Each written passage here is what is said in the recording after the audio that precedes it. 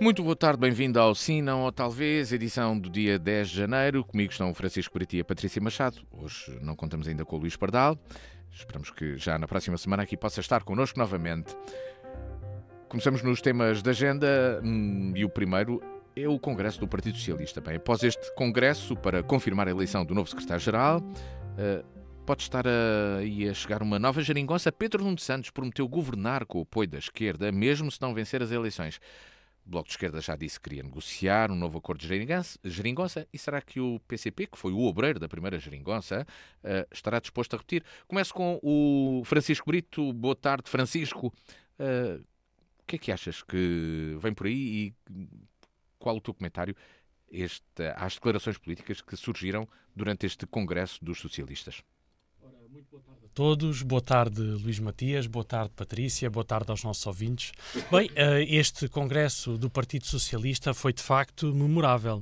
E memorável porque ficou bem claro a capacidade que o Partido Socialista tem de dizer tudo e exatamente o seu contrário. Portanto, de agir como se não tivesse sido poder nos últimos 8 anos e ainda para mais, de ter um secretário-geral, Pedro Nuno Santos, que fala como se não tivesse sido ministro desse governo e não tivesse estado nas principais trapalhadas desse mesmo governo. Portanto, isto tudo é bastante caricato. Principalmente quando surge a grande aclamação de António Costa, quer dizer, fez-me quase lembrar os comícios em Pyongyang, mas temos também depois o grande momento do diabo, em que se fala do diabo e que se apelida de PSD e CDS esse diabo, quando na realidade quem trouxe a Portugal e quem impôs uma série de problemas e a infeliz resolução deles, ou seja, a Troika, foi exatamente o Partido Socialista pelas pessoas que têm estado no governo. Portanto, as caras dos ministros foram de certa forma mudando, não só pelas 15 demissões que houve neste último governo, mas também, se nós formos olhar para os governos anteriores do PS e somos efetivamente perceber quem lá estava. Aliás, tivemos o caso da TAP e da chefe de gabinete do Ministério das Infraestruturas, que já é uma histórica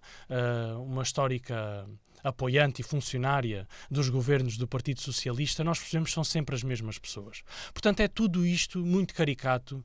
Como é que se consegue criticar o estado do país e dizer que se vai fazer diferente e se vai fazer melhor e agora é que se vai resolver tudo, quando foi exatamente quando foram estas pessoas que criaram os problemas que atualmente nós hoje temos. Portanto, passaram 8 anos de governo socialista e parece que durante estes 8 anos o país esteve embargado, pelo menos aos olhos de Pedro Nuno Santos. Parece que os problemas já lá estavam e agora isto tudo simplesmente se manteve. Até é caso para perguntar, então o que é que lá tiveram a fazer? E no meio desta confusão toda, ainda surge e respondendo à tua pergunta, Luís Matias, ainda surge este laivo e este vislumbrar de uma coligação de esquerda ou de uma geringonça, não sabemos bem o que é que lhe podemos chamar, que o PS obviamente quer, naturalmente que está a perceber que dificilmente ganha as eleições, ainda por cima com maioria absoluta, até porque as sondagens nos têm mostrado que não têm sido muito fiáveis, portanto vamos ver o que é que acontece, mas parece-nos que será de facto muito pouco real que o Partido Socialista possa ganhar as eleições como ganhou António Costa em 2022. Portanto, obviamente que para o PS interessa ter apoios que os consigam manter no poder. E obviamente que Pedro Nuno Santos, sendo uma espécie de cavalo de Troia do Partido Comunista dentro do PS, obviamente que lhe interessa um acordo de esquerda. Agora, será que esse acordo interessa a essa esquerda, principalmente antes das eleições? E é curioso nós vermos o Bloco de Esquerda a disponibilizar-se para esse mesmo acordo, porque obviamente percebeu que tem um eleitorado bastante extremado à esquerda, que interessa, e são pessoas que percebem que o Bloco de Esquerda deve ter alguma dimensão para combater uma total liberdade de poder do Partido Socialista, mesmo isto sempre olhando para um quadro de geringonça, e por outro lado temos o Partido Comunista, que nesta altura do campeonato obviamente não lhe interessa falar de geringonça nenhuma, porque sabe exatamente aquilo que acontece? É que perdem votos. Portanto, as pessoas, olhando para a possibilidade de uma geringonça e de votar no Partido Comunista, preferem votar no PS porque acreditam assim combater a extrema-direita, que é o Chega. Portanto, obviamente que me parece que é um bocado este o resumo que fica deste fim de semana do Congresso do PS e desta possibilidade de geringonça. Patrícia Machado, olá, boa tarde, bem-vinda. Começa-se a falar, a geringonça nasceu num momento pós-eleitoral, mas agora ficou a falar-se dela num momento pré-eleitoral. O que é que os partidos aqui podem dizer e como é que tu comentas também estas posições que já existem de disponibilidade para fazer acordos depois das eleições? Ora, boa tarde a todos, aos nossos ouvintes, ao Luís Matias e ao Francisco.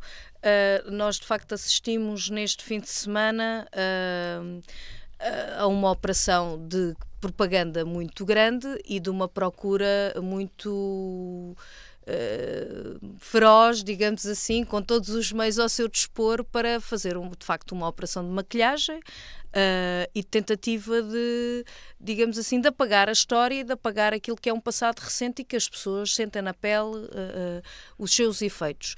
Eu não sei em que país é que vivo aquele congresso do Partido Socialista, porque neste não é certamente, não tem compatibilidade e empatia por aquilo que é a situação de milhares e milhares de pessoas que aqui vivem e trabalham. E, portanto, diria que um primeiro apontamento é uma continuidade do desligamento daquilo que é entre a propaganda que o Partido Socialista faz e aquilo que é a vida do dia-a-dia de milhares e milhares de pessoas que aqui vivem e trabalham. Porque, de facto, o que o Pedro Nuno Santos ali fez, o mesmo que diz que PS é só um, e eu nisso tenho que concordar com ele, portanto não há dúvida, o PS há só um, não há mais que um, e o Pedro Nuno Santos é um dos seus protagonistas, que teve naturalmente ao longo dos últimos anos com posições de grande responsabilidade, inclusive como ministro do governo do Partido Socialista e também como deputado, sempre ao lado daquilo que eram decisões que ele próprio agora veio dizer que queria intervir. Eu nem digo alterar, porque de facto, para além da operação de propaganda, o que se assistiu foi a um conjunto de supostas promessas que, se formos analisar a fundo, não transformam a vida das pessoas, pelo contrário, agravam-na, prosseguem-na e continua-se um caminho naturalmente de que não dá resposta aos problemas reais das pessoas do dia-a-dia. E eu diria assim, eu acho que o expoente máximo das suas declarações tem a ver com o salário mínimo. Portanto, Pedro Nuno Santos, o Partido Socialista, o tal PS, que é só um, que é importante que as pessoas percebam isso, é aquele e mais nenhum, as suas opções de fundo, de facto, são desenvolver a política de direita. Veja-se que no mesmo fim de semana a tal anúncio, a oficialização da AD, o PSD, o CDS, com a dificuldade que têm, de facto, em contrapor, porque eles estivessem lá, fariam exatamente, tinham dificuldade em fazer diferente.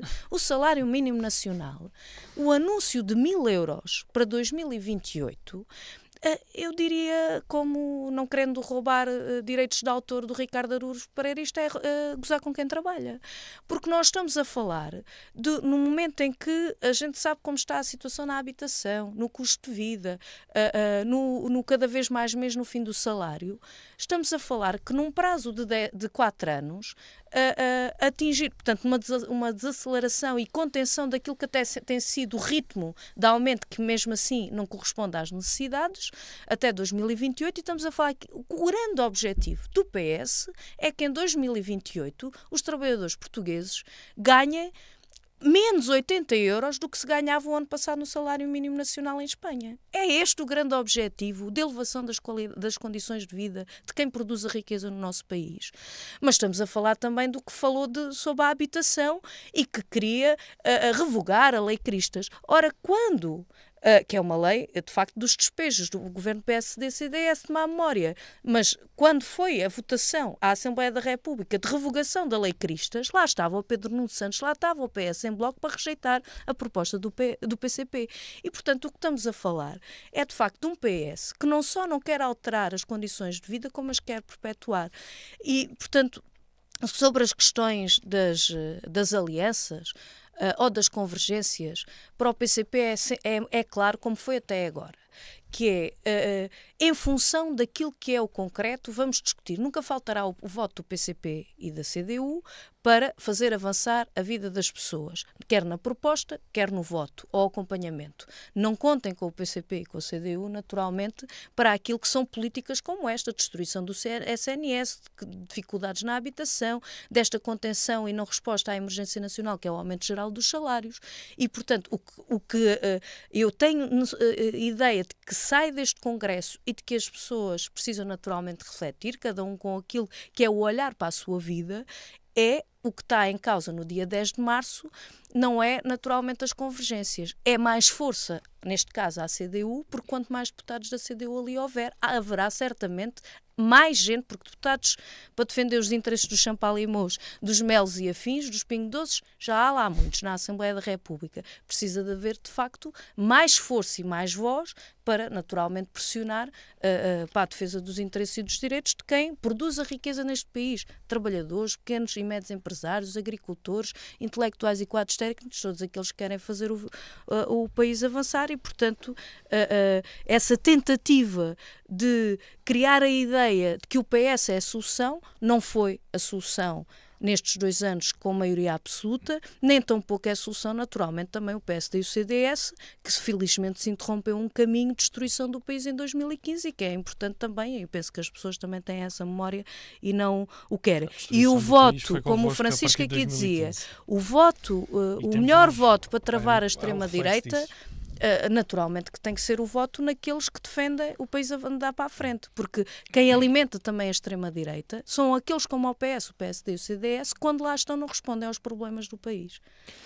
Francisco, vou aqui buscar algumas preocupações que já foram manifestadas noutros programas da rádio sobre este assunto. Estamos a falar de coligações, uma coligação pré-eleitoral anunciada, coligações hipotéticas à esquerda pós-eleitorais.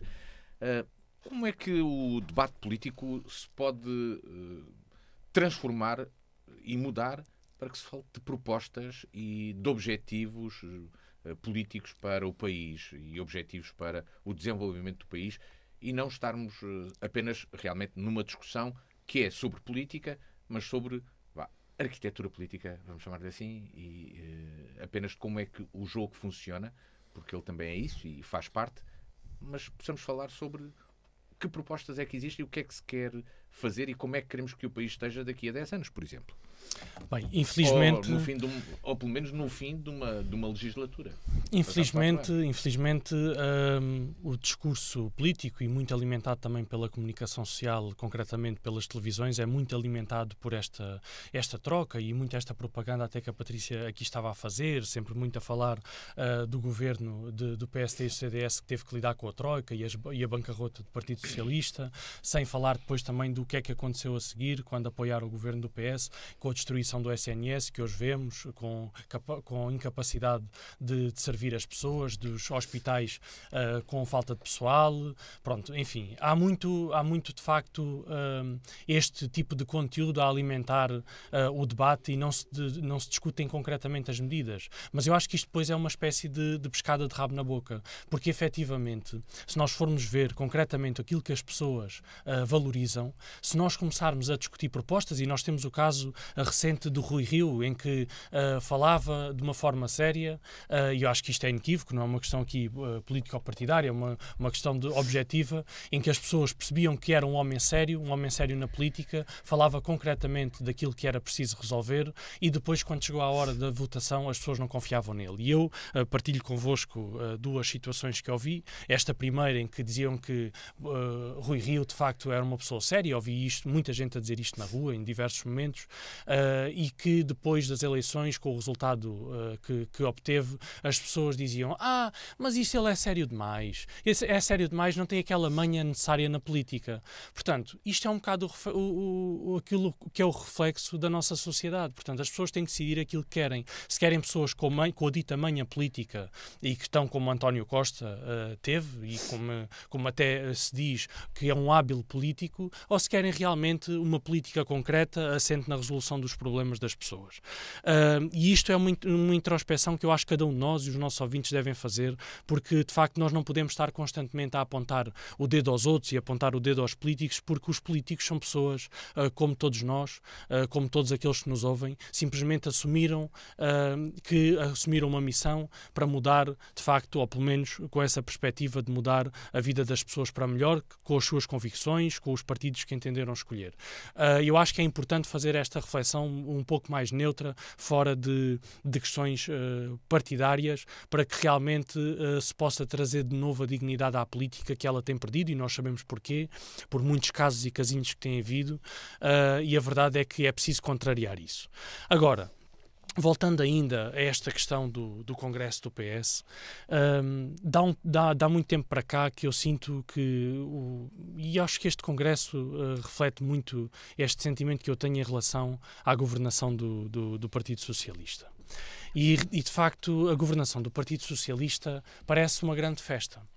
E o Congresso do PS pareceu, de facto, uma grande festa. E é uma grande festa em que todos entram, ninguém tem que pagar nada, todos consomem aquilo que quiserem consumir, ninguém tem que pagar nada. E toda a gente se diverte muito. Há música boa, há entretenimento, é tudo espetacular e é tudo um mar de rosas. Mas a seguir, a noite acaba, e quando aquilo está, de facto, no fim, e quando está uma casa completamente destruída depois da festa, percebemos que existem fornecedores a quem se tem que pagar tudo aquilo que foi consumido, nós percebemos quem é que a seguir vai ter que limpar a casa e quem é que a seguir tem que pagar as dívidas.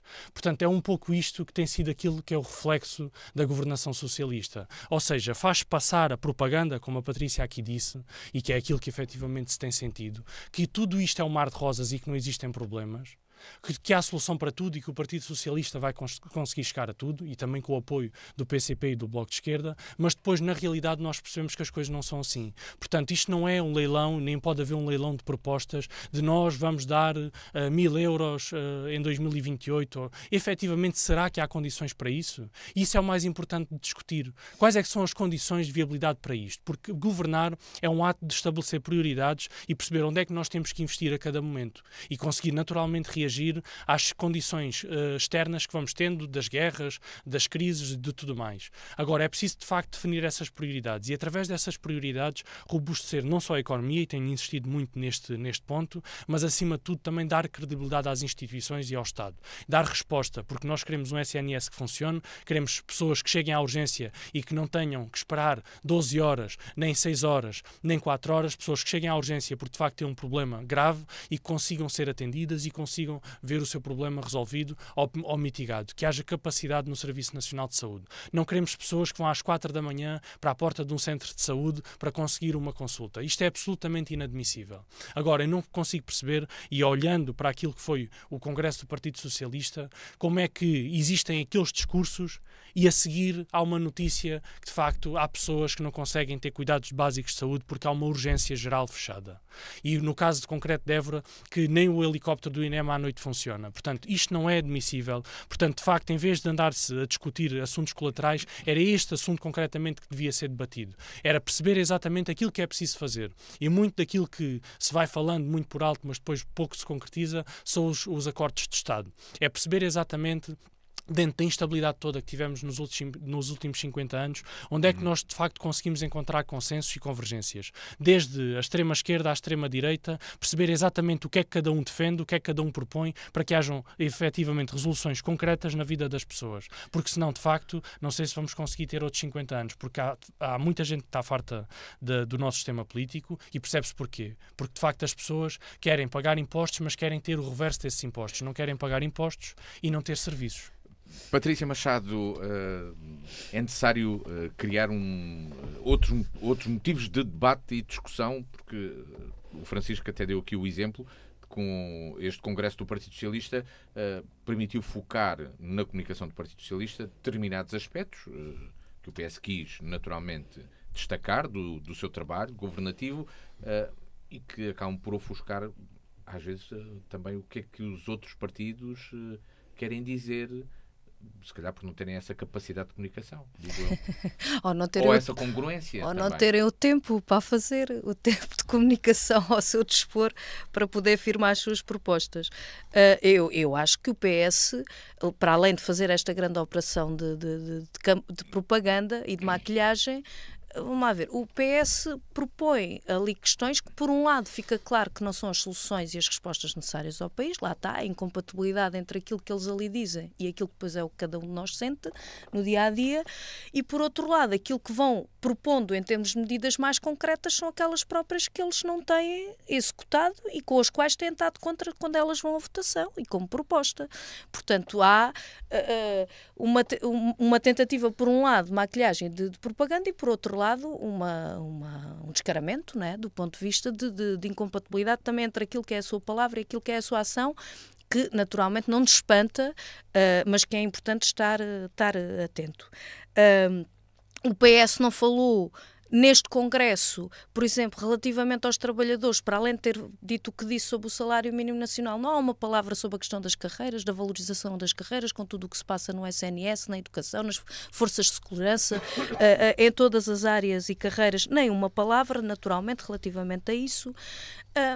De facto, esta questão, o Francisco agora até acho que contribuiu para o esclarecimento dos nossos ouvintes, porque eu há pouco dava este exemplo, o PS propõe e faz grande bandeira do aumento do salário mínimo nacional, e atenção, quando falo do salário mínimo nacional, é que nós precisamos da elevação geral dos salários.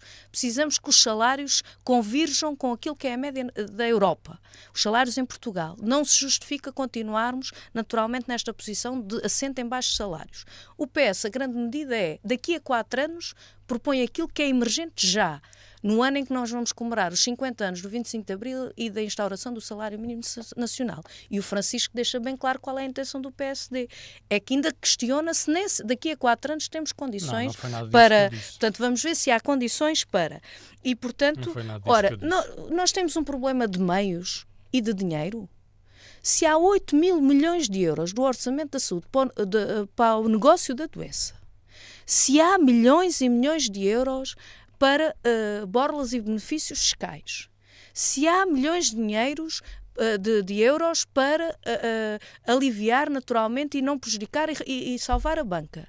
Ora, não há um problema de meios. Há um problema de distribuição da riqueza, desde logo por quem a produz. E para salvaguardar aquilo que são os alicerces e a salvaguarda do nosso país, nomeadamente os setores estratégicos. Falou-se tanto de um caso que naturalmente, sem prejuízo da sua preocupação, da tal indemnização, e agora ninguém fala de 40 vezes mais o dinheiro que se está a gastar relativamente a esta questão da ANA.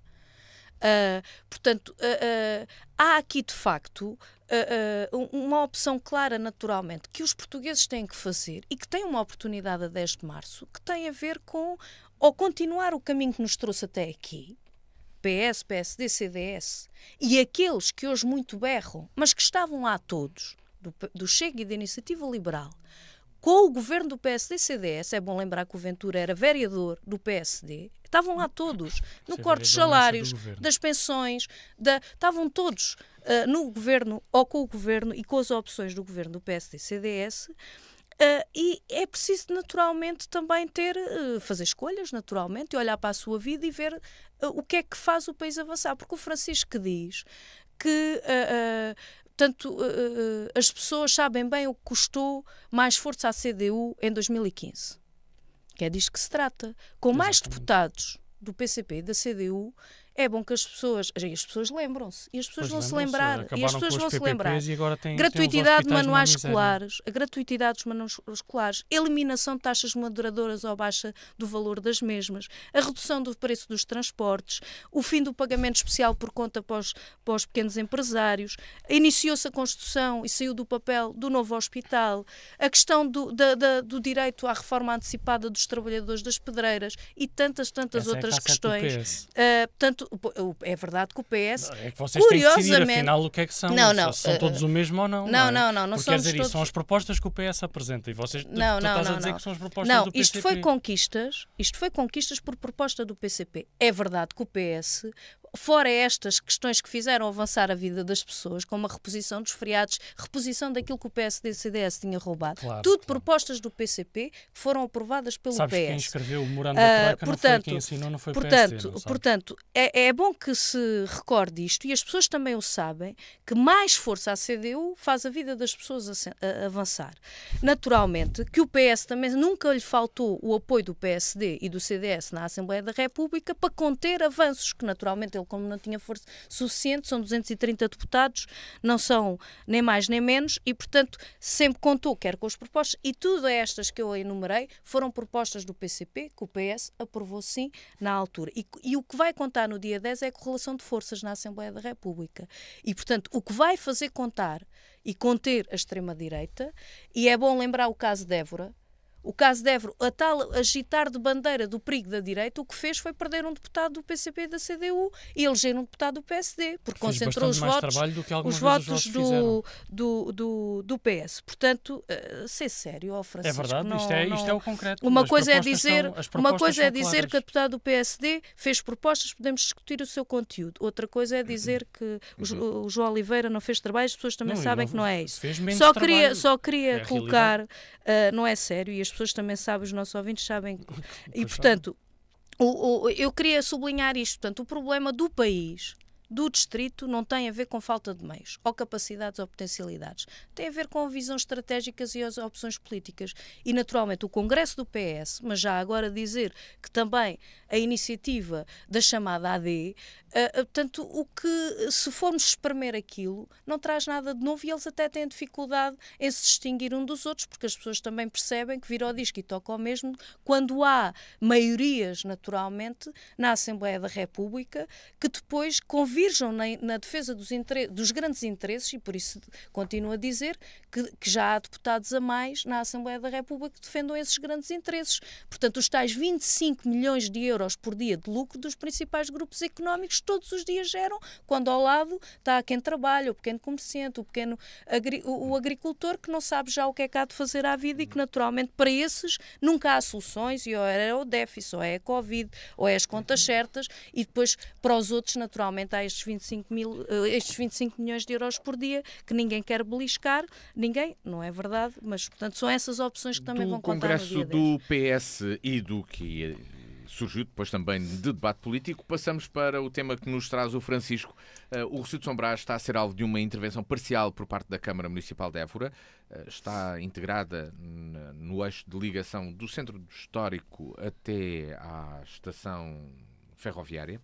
Contudo, os problemas mantêm-se. Lama, proliferação de cabos e postes, falta de dignidade do lugar e ausência de árvores. Francisco, uma das perguntas que tu lanças é que resposta é que, perante estes problemas, o Executivo da CDU, que lidera a Câmara há 10 anos, tem dado? Ora, muito bem, a verdade é que temos um espaço que é um espaço importante para a cidade de Évora, o Rossio, não só o espaço que acolhe a nossa Feira de São João há bastantes anos, mas é também um amplo espaço aberto dentro do nosso tecido urbano, portanto um vazio urbano, e que naturalmente tem uma grande importância para ele. E a verdade é que ainda ontem tivemos o mercado mensal, que lá acontece também há muitos anos, e mais uma vez com os problemas de sempre, portanto um enorme lamaçal em que as pessoas que queriam ir ao mercado tinham que ir de galochas, porque senão efetivamente não conseguiam lá circular. E atenção que destaco que há uma proposta da Câmara Municipal para deslocalizar este mercado daquele sítio, mas a verdade é que, como todas as outras, nunca saem do papel, nunca se efetivam, porque efetivamente a CDU não tem, o Executivo da CDU não tem a capacidade de conseguir efetivar propostas e efetivar mudanças.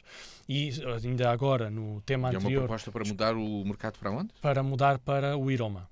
Portanto, que aliás deveria ser discutida, mas enfim, tal como a intervenção que neste momento está a acontecer no Rossio, também nunca foi apresentada publicamente a ninguém, portanto as pessoas não conhecem efetivamente o que é que ali vai acontecer. É uma proposta da Câmara? É uma proposta da Câmara Municipal que estava inscrita no orçamento para 2023, está inscrita no orçamento para 2024, muito provavelmente estará no 2025 e depois aí termina, porque esperemos que termine também a gestão da CDU. A verdade é que, tal como esta intervenção que neste momento está a acontecer e que só nós sabemos que é uma ciclovia, portanto não é só uma ciclovia, mas isso é o que foi dito publicamente pelo executivo da CDU, nós não conhecemos aquele projeto, porque efetivamente a CDU não apresentou aquele projeto. E eu acho que isto é de facto um assunto central, porque a CDU durante tantos anos defendeu a bandeira da participação, que queria ouvir as pessoas, queria que as pessoas participassem, e parece que dá um pouco a entender agora que gostava que as pessoas participassem quando sentia que as pessoas efetivamente não criavam qualquer tipo de oposição às ideias. Portanto, hoje que a CDU já não consegue reunir as mesmas condições e que as pessoas, cada um pensa por si e sabe bem aquilo que quer, a CDU já não quer ouvir ninguém. Portanto, já não mostra os projetos, já não mete aquilo em discussão, simplesmente tem uma ideia, leva aquilo para a frente e depois de estar feito logo se vê e depois já não há nada a fazer, porque por mais que as pessoas critiquem que aquilo não sirva às pessoas, as pessoas já não têm nada, não podem fazer nada, porque efetivamente o dinheiro já está gasto. Mesmo que seja mal gasto, a verdade é que nós só poderemos avaliar isso no final, tal como aconteceu agora na obra da variante junto ao Parque Industrial, que enfim, pecou por não responder exatamente àquilo que as pessoas necessitam no dia de hoje. E a verdade é que o Rossio se mantém como um grande vazio urbano, ainda bem que se mantém como vazio urbano, conseguiu-se que não houvesse uma intervenção pior, porque para a CDU aquilo deveria ser uma paragem de autocarros. Efetivamente é preciso desenhar um espaço de paragem dos autocarros, mas acima de tudo que ele seja em consonância com a lei. Portanto, o Rossio, para que os nossos ouvintes percebam, é um espaço em que não se pode edificar nada. Portanto, qualquer tipo de intervenção é uma intervenção que tem que ser acautelada junto das entidades públicas, neste caso, concretamente com a antiga Direção Regional de Cultura, que agora é o Património Cultural IP. Portanto, é preciso naturalmente garantir que se cumprem as regras e que aquele espaço e aquela intervenção vai dignificar o lugar e não o seu contrário. Portanto, acima de tudo, é preciso que exista uma capacidade não só de propor, mas também de negociar e, acima de tudo, conseguir concretizar. E aquilo que nós vimos é que nestes últimos 10 anos de governação da CDU em Évora, eles conseguem, neste momento, ainda está em execução, uma obra que intervém sensivelmente em 20% daquele espaço. Portanto, por este andar, precisaríamos de mais 30 anos da CDU, pelo menos, para conseguir uma intervenção total no Rossio. Isto pela capacidade que têm demonstrado de execução. E a verdade é que estamos a falar não só deste vazio importante para a cidade, mas estamos a falar do espaço que vai acolher a cerimónia de abertura e a cerimónia de encerramento da Capital Europeia da Cultura. Só para estas cerimónias estamos a falar de um investimento em programação de 1,7 milhões de euros. E a verdade é que hoje aquilo que nós temos é um enorme lamaçal. Não sei concretamente em que datas é que vão acontecer as cerimónias. Se acontecerem no início do ano, pelo menos a de abertura, e no final do ano a de encerramento, nós teremos como certo que isto pode voltar a acontecer. Eu acho que não só isto não é digno para ninguém, muito menos será para a Capital Europeia da Cultura que nós queremos apresentar. Portanto, ou existe de facto uma capacidade de intervenção no Rossio, e não estamos a falar dos projetos megalómanos que o PS queria fazer, de milhões e milhões de euros, que toda a gente sabe que nós não temos capacidade para fazer, e muito menos serviriam de facto os évorenses. Agora, há de facto intervenções dignas que podem ser feitas com menos dinheiro e que podem criar a mudança necessária deste lugar, dar dignidade, permitir que o espaço seja usado não só para estacionamento, como obviamente que é necessário, mas também para as feiras, não só a Feira de São João, mas também se possa conseguir desenvolver outros projetos potenciadores que a Évora já devia ter há bastante tempo e responder a outros programas dentro deste setor. E a verdade é que a gestão da CDU na Câmara Municipal de Évora não tem a capacidade de criar esta mudança, de criar intervenção, enfim, tratam de uma obra que é uma ciclovia, que só para as pessoas perceberem, tem uma extensão que é sensivelmente 1/3 da extensão da ciclovia que liga as Portas da Viz até ao bairro do Bacelo. Portanto, fazem desta obra agora uma grande obra do mandato, quando, na realidade, enfim, os problemas todos ficam por resolver. Patrícia Machado, daquilo que nos traz aqui o Francisco Brito, há aqui, parece-me, do que interpreto o que ele diz, um lamento e uma crítica à falta de participação e clareza do que está a ser feito naquela intervenção no Rossio de São Brás, saber-se concretamente o que é que está a ser feito e porquê só aquilo que está a ser feito agora, esta intervenção curta. Será que todos nós devíamos saber mais sobre o que era para ser feito naquele local, como ia ser feito e o que está lá a ser feito? Eu do que conheço, portanto, foi discutido até com alguma exaustão e não foi mais, curiosamente, até porque o PSD não quis, numa reunião de Câmara que é pública, e dito isto, não quer dizer que não haja necessidade depois também de procurar chegar junto de outros para dar a conhecer. Pronto, mas foi discutido. Não, estou a falar sobre o projeto do Recio. O PSD nunca só pôs a nenhuma discussão. Eu não estou a dizer que só pôs. O que eu vou repetir o que disse. Portanto, o que coloquei foi que foi discutido até a exaustão numa reunião de Câmara pública e que não se foi mais longe na exaustão da discussão porque o PSD não quis. Não estou a dizer que foi contra ou não foi contra. Agora, estou a usar a palavra, deixa-me lá agora contribuir. Pronto, portanto, eu acho que é importante, eu acho que os nossos ouvintes têm a noção do espaço que significa o Rossio. Estamos a falar de uma primeira intervenção num quadro de uma necessidade estrutural mais alargada e mais vasta e mais profunda, de que, obviamente, não há capacidade financeira para a fazer no imediato. Nós estamos a falar só em pavimentação de 4 milhões de euros agora da intervenção, não é? Portanto, estamos a falar de facto de um volume, de uma necessidade que precisa de ser vista a longo prazo com uma visão estratégica e encaramo-la e encaro esta intervenção como uma das primeiras fases dessa intervenção mais vasta, que tem que ser discutida naturalmente essa sim, do que é que se quer para o Recio, os seus objetivos, qual é a intervenção. Portanto, este era um primeiro aspecto, portanto, voltando a dizer que só os pavimentos estão estimados à volta de, na primeira fase, 4 milhões de euros. Estamos a falar nesta primeira fase de intervenção, de uma intervenção, peço desculpa pela repetição, da faixa central, da zona junto às muralhas e daquilo que são infraestruturas que estão enterradas, que naturalmente, com todo o transtorno natural de uma obra desta natureza, passando pelo inverno, que obviamente que causa, e com novas árvores também.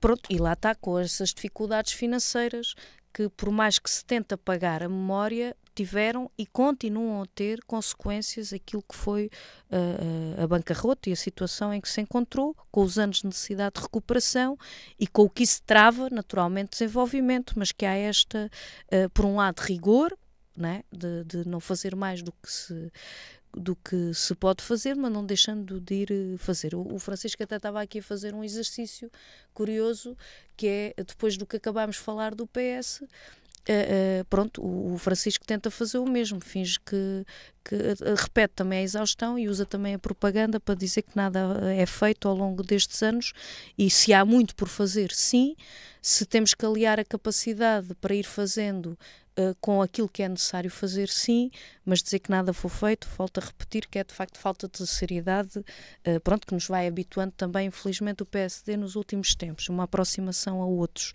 mas também percebo que do ponto de vista eleitoral precisem de o fazer, infelizmente. Pronto, depois por fim, eu não sei onde é que o Francisco foi buscar esta questão da afirmação de que é ali o espaço de abertura da capital europeia da cultura, porque não estão definidos. Não estão definidos, de facto, os espaços para a abertura da capital europeia da cultura, que será diferente.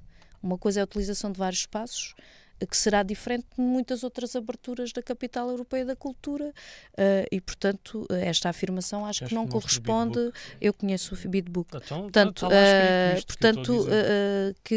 que eu acho que o Francisco precisa de ler melhor ali o Bidbook. Francisco, esperavas que sobre o Rossio de São Brás tivesse sido mostrado um projeto final de como é que todo o espaço devia ficar organizado, e é isso que defendes? Que existisse um debate e que se mostrasse, porque já houve tantas propostas um pouco, não tão profundas, mas propostas de transformação daquele espaço, sempre com grandes exemplos de como seria o resultado final da organização do Rossio de São Brás. Era isso que tu querias que fosse mostrado agora, que já tivesse sido discutido e que esta intervenção estivesse enquadrada nisso? Receias que seja aqui um trabalho que esteja a ser feito em manta de retalhos, é isso? A verdade é que é exatamente uma manta de retalhos. Isto porquê? Porque é um erro fazer um projeto para um espaço como o Rossio e simplesmente desenvolver o centro, ou seja, efetivamente poderia-se nesta fase estar a fazer a executar só essa parte, por questões financeiras, pelo que fosse, por questões operacionais, mas a verdade é que tem que se perceber exatamente o que é que vai ser o Rossio. Portanto, não se pode pensar a faixa central sem pensar todo o Rossio, sem perceber exatamente o que é que aquele espaço vai ser, como é que se vai organizar, que possibilidades é que vai ter no futuro da organização de eventos. Aquilo que eu disse da cerimónia é aquilo que está escrito no Bidbook, portanto a Patrícia, se não conhece essa parte do Bidbook, eu depois tenho todo o gosto em mostrar-lhe, mas efetivamente isto é concretamente aquilo que lá está. Portanto, eu não preciso de vir para aqui inventar coisas ou dizer mentiras. Infelizmente a Patrícia tem feito muito uso dessa metodologia, mas eu não preciso de o fazer, porque falo concretamente das questões, não tenho problemas com isso, porque efetivamente estou a falar daquilo que os éborenses precisam. Precisam, de facto, de uma Câmara Municipal que olhe para estes espaços, e hoje estamos a falar concretamente do Rossio, poderíamos falar de muitos outros, e que uma Câmara Municipal que responda exatamente àquilo que são as necessidades desse lugar, porque a lama não está lá, porque lá estão as obras. Se nós formos ver onde é feito o mercado, a lama que lá existe, e as obras, claro, e as máquinas que andam de um lado para o outro, não tem nada a ver uma coisa com a outra, como a Patrícia aqui faz querer parecer. Agora, eu percebo a posição da Patrícia. É de facto difícil de desculpar a enorme incompetência que a CDU e os eleitos da CDU têm tido na Câmara Municipal de Évora. Eu percebo isso. Agora, recorrer à mentira, eu acho que não é de facto um caminho. Acho que mais vale assumirem que de facto não tiveram capacidade. Ok, tiveram o PS que pôs isto na bancarrota, toda a gente sabe que sim. Neste momento, a Câmara de Évora tem uma dívida brutal que, mesmo assim, já é um bocadinho inferior àquela que Abílio Fernandes deixou quando o PS ganhou a Câmara. Ou seja, a CDU endividou brutalmente a Câmara de Évora. O PS veio por cima e ainda carregou mais essa dívida. Deixaram completamente isto nas lonas, sem capacidade efetivamente de fazer diferente. E ainda assumem a gestão da Câmara durante 3 mandatos para se andarem constantemente a desculpar em vez de arranjar soluções. Nós sabemos que é difícil, mas se é assim tão difícil, se não têm capacidade, então não se candidatem, não vão para lá. Agora, se vão para lá, então façam diferente, esforcem-se, porque há maneiras de fazer. A oposição, principalmente o PSD, tem provado que, de facto, há muitas maneiras de conseguir mudar as coisas a pouco e pouco, com realismo. É possível fazer. O PSD nunca se opôs a discussão nenhuma de nada. Quer dizer, isso nem sequer faria sentido. Como a oposição...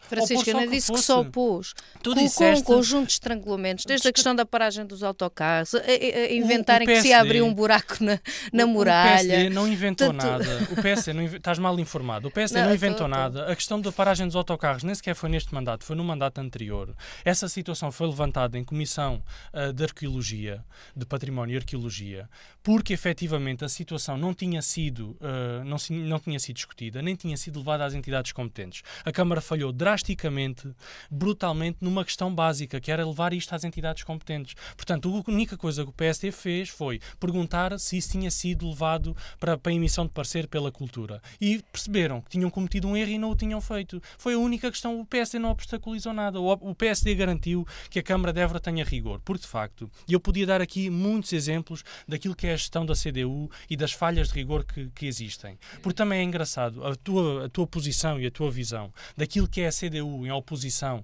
naquilo que é a estratégia do país, e depois quando são poder e quando efetivamente não fazem nada e são incapazes de criar mudança, depois começam aqui com a giga-joga e tal, e a culpa é dos outros, a culpa é do governo, e a culpa é do PS, e a culpa é disto. Mas efetivamente, com o dinheiro que vocês têm de orçamento de Câmara, o que é que vocês fazem concretamente? Onde é que está o dinheiro? O dinheiro é gasto.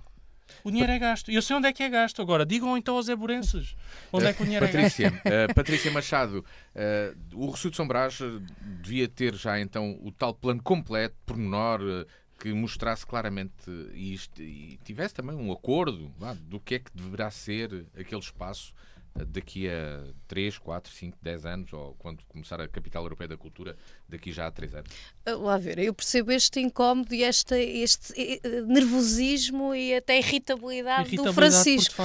Eu percebo esta irritabilidade do Francisco, porque de facto ele está a procurar criar aqui uma ideia, que não corresponde. Que, vamos lá ver, nós não estamos a falar, naquele caso concreto daquela intervenção, de uma requalificação profunda do Rossio. Isso é bom que os nossos ouvintes tenham presente.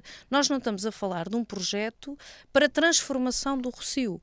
E o que o Francisco aqui lá está, esta incapacidade da mudança. O PSD, mais uma vez, pela intervenção do Francisco, torna claro que não contribui para a mudança. Pelo contrário, porque o que estamos aqui a falar é de ou nada fazer, porque o Francisco o que diz, ou se faz logo um projeto de requalificação, o tal de milhões e milhões de euros, que não existe. Eu há pouco disse, só para a pavimentação agora, são 4 milhões.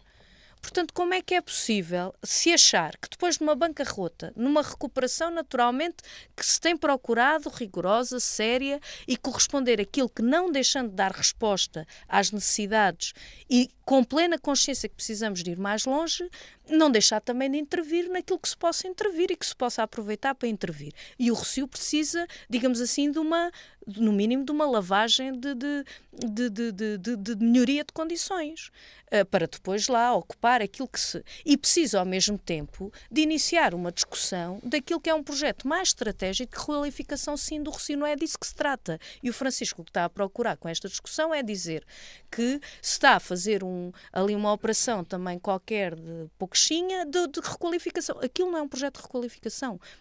Aquilo é naturalmente aproveitando para fazer a ligação, ir mais longe e criar melhores condições no Rossio e, naturalmente, não deixar de discutir aquilo que os éborenses querem para o Rossio. Essa discussão, sim, não está feita porque não é isso que está em discussão neste momento, nem é isso que está no programa eleitoral da CDU. Não é isso que está no programa eleitoral da CDU, porque nós, como pessoas sérias que somos, não vamos estar a prometer uma coisa que sabemos que é completamente inviável num mandato com esta capacidade financeira. E, portanto, o que está ali em tratamento, naturalmente estamos a falar de uma zona precisamente por isso está a procurar intervir para melhorar, que é de terra batida, portanto no inverno é natural que haja lama e com obras pior ainda. E portanto precisa de facto, e sim, uma fiscalização, andar em cima de que as obras não resvalem, que é um problema outro que nós temos de várias natureza, não é só aqui, é em todo lado.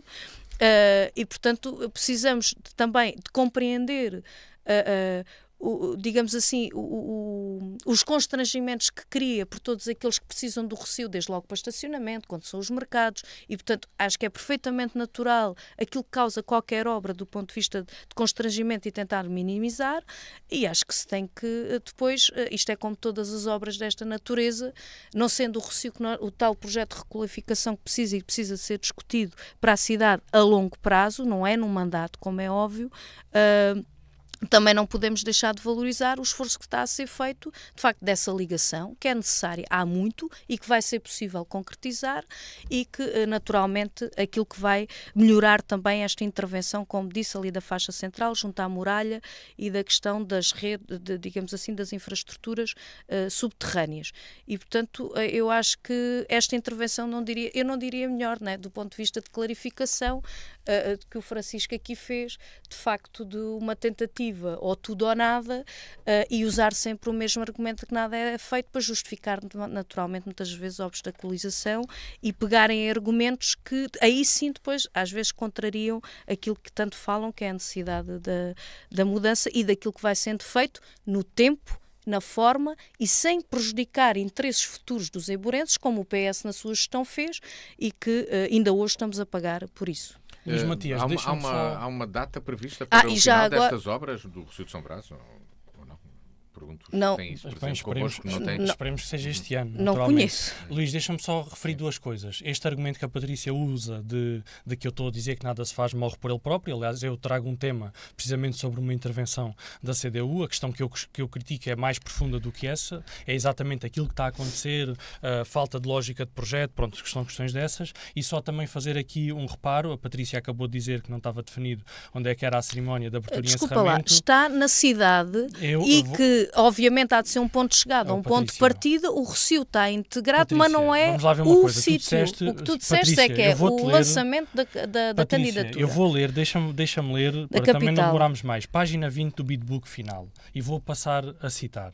Ambas as cerimónias, parte 1 e parte 2, portanto, entenda-se, cerimónia de abertura e cerimónia de encerramento, decorrerão na maior praça de Évora, o Rossio de São Brás.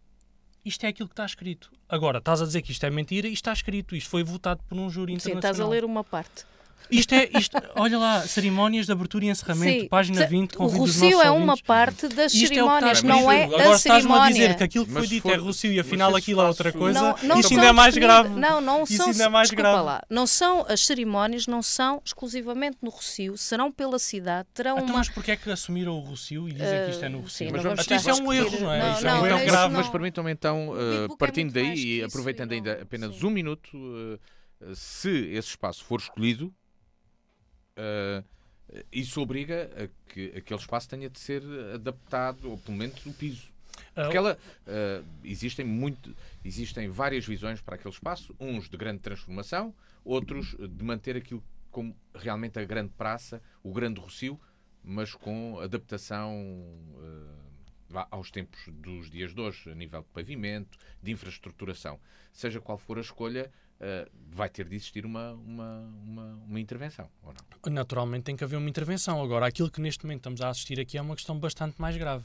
É que estão a dar o dito por não dito. E não é o dito, é o escrito. O escrito por não escrito. É que isto está inscrito e a questão aqui Francisco, é concreta. Aquilo que me retirar parece uma claro é que parte há uma sem incapacidade enquadrar brutal. é Não é sem enquadrar.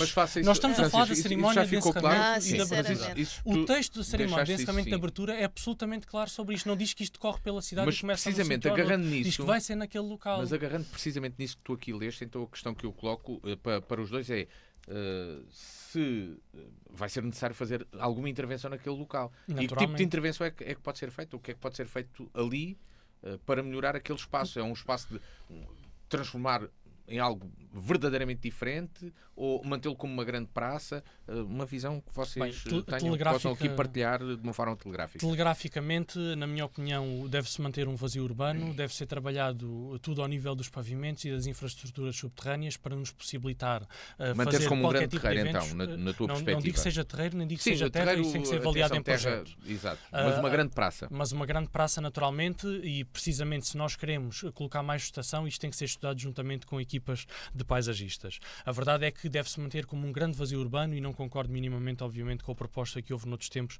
de construir lá edifícios em centro de congressos, porque não faz sentido. É um vazio urbano que faz parte da nossa história, da nossa cidade e que nós precisamos efetivamente dele hoje em dia. Cada vez precisamos mais de vazios urbanos qualificados. Portanto, acho que devia ser essa a intervenção. Obviamente que é uma intervenção bastante mais barata do que fosse a da edificação e isso permite-nos também fazer não só feiras, mercados, cerimónias de abertura ou de encerramento, daquilo que for, e podemos lá fazer se houver de facto esta capacidade multidisciplinar do espaço e acima de tudo uma dignidade.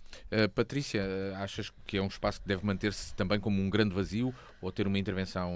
O que é que tu imaginas? Sim, tenho a ideia que isso está tudo a equação mais nesse sentido, não é? Até por aquilo que acabei de dizer há pouco, e acho que certamente se estão a considerar todas as medidas e meios necessários para que a Capital Europeia da Cultura, que obviamente incluirá o Rossio, mas não ficará pelo Rossio, nas cerimónias de apresentação e de encerramento, terão isso em conta e criarão todas as condições para aquilo que, por muito que alguns procurem, depois de saudarem muito quando foi o anúncio, agora procurem tanto criar nozinhos para procurar desvalorizar para aquilo que será certamente um grande projeto, que já o é, e o simbolismo que isso tem, quer antes, quer no ano de 2027. Bem, ficámos a falar mais sobre a cidade, mas temos de partir para a última parte do programa e vamos ao sim, não, talvez. Francisco Brito traz um sim, um não ou um talvez para encerrar o programa de hoje. Eu trago um sim ao concerto solidário que a Banda Filarmónica Liberluta Júlia fará no próximo domingo, no auditório da Universidade de Évora, portanto dia 14 de janeiro às 17 horas, um concerto que reverte inteiramente a favor dos bombeiros voluntários de Évora e naturalmente a população está toda convidada, portanto um sim. O concerto tem o tema de Hollywood, ou seja, eles vão interpretar peças de filmes de Hollywood e vão ser projetados trechos desses mesmos filmes, portanto será com certeza muito interessante e de grande qualidade, portanto o meu sim para esta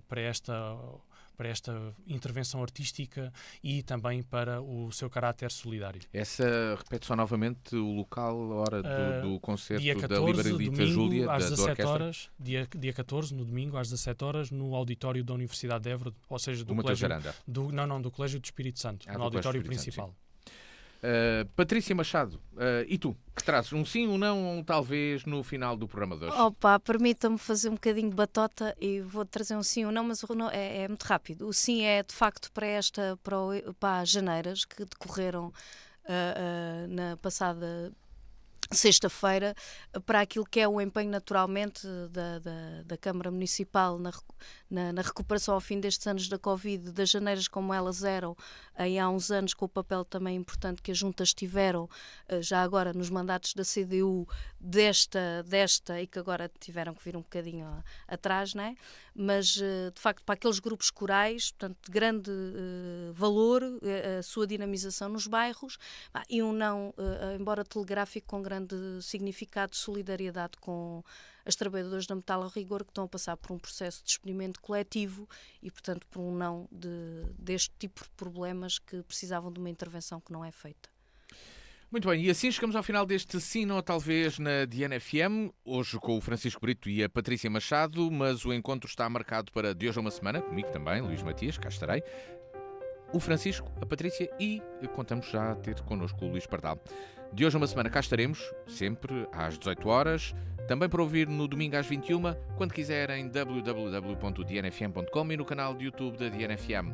Tenha a continuação de um bom resto de dia.